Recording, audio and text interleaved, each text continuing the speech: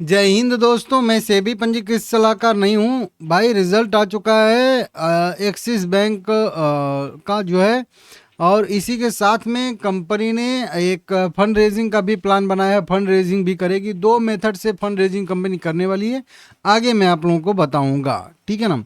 सबसे पहले axis bank का अगर हम लोग देखेंगे करेंट प्राइस तो 1366 रुपया ट्रेड कर रहा है। ठीक ठाक कंपनी है, बढ़िया कंपनी है। स्टैंडलोन रिजल्ट हम लोग यहाँ पे देख रहे हैं क्योंकि सबसे ऊपर यही दिया है। करोड़ में टोटल वैल्यू दी गई है, तो इसको देख लेते हैं। ठीक है ना। सबसे पहले अगर हम लोग इसकी इंटरेस्ट इनकम देखेंगे, अगर हम लोग कितनी है तो लगभग 32,000 करोड़ के आसपास है। और 32,200 करोड़ के आसपास पिछले क्वार्टर में थी, इस बार 32,700 करोड़ है। और इसके सेम क्वार्टर में 31,200 करोड़ रुपए का इंटरेस्ट कंपनी ने अर्न किया था। तो इंटरेस्ट इनकम में बढ़ोतरी देखने के लिए मिल रही है, इसको देख लीजिएगा। ठीक है ना। इसके बाद टोटल अगर इनकम देखेंगे तो 38,750 करोड़ है। सेम क्वार्टर में इसके ज़्यादा नहीं, कम ही थी। 38,500 करोड़ थी पिछले क्वार्टर में, और सेम क्वार्टर में 38,000 करोड़ की इनकम थी। तो साल दर साल बेसिस पे भी और क्यू ऑन क्यू बेसिस पे भी इसके इनकम में बढ़ोतरी देखने के लिए मिल रही है, टोटल इनकम में।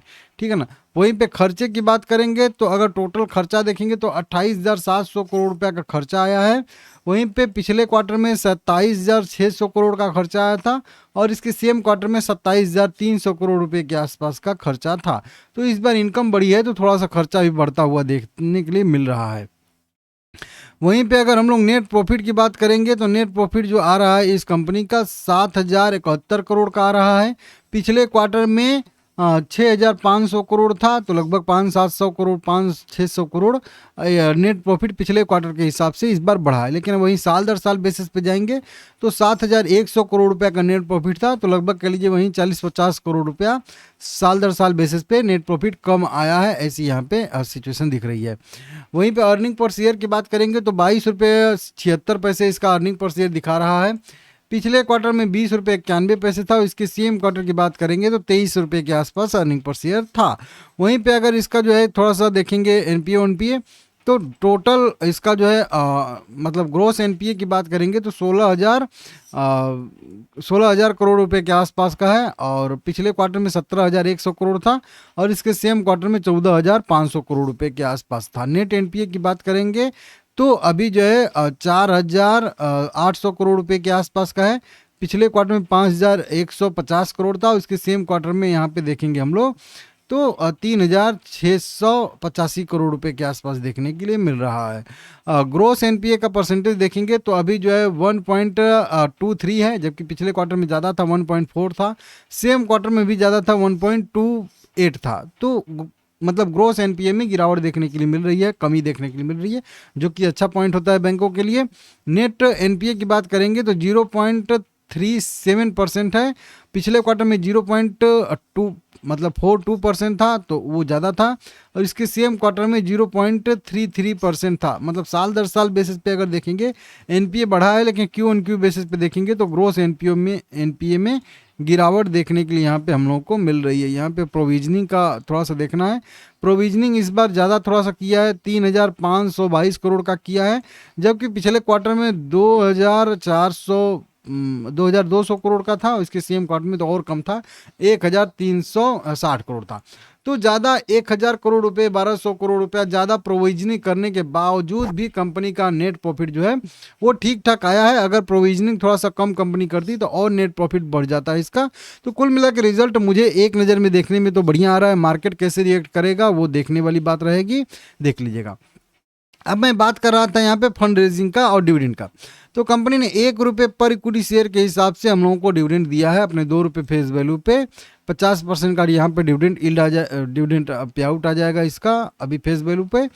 और इसके लिए record date ex date company आने वाले समय में घोषित करेगी, तो मैं बताऊंगा।